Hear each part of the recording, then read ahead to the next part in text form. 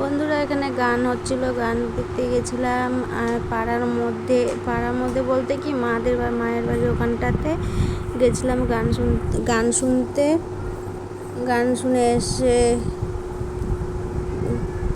আমাদের এখানে শ্রাবণ মাসে সে মনসা পুজোর গান হয়, প্রচুর মানে যে এখন পারে তারাই দেয়।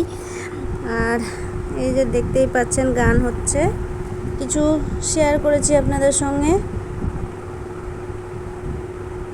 দেখতে থাকুন ভিডিওটা, কেউ স্কিপ করো না।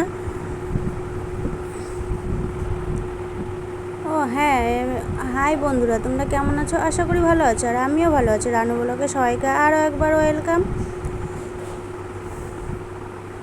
তোমাদেরকে আমার এই থাম্বনেলটা দিতে বলতে ভুলেই গেছিলাম, পর থেকে আবার এই বলা হয়েছে। তারপরে চলে এসেছি আজকে বাড়ির কিছু কাজকর্ম নিয়ে।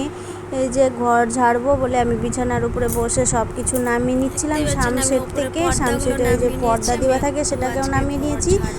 আর আমি ঘরটাকে ঝেড়ে নিব আজকে, কেন সামনে পঞ্চমীতে আমাদের বাড়িতেও পুজো আছে, তো তার জন্য পুজোও শেয়ার করব আপনাদের সঙ্গে।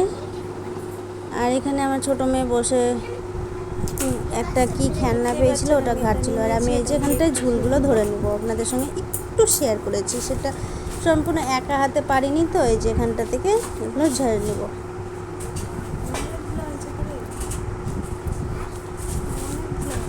এটা নড়বড় করছে, হবে না।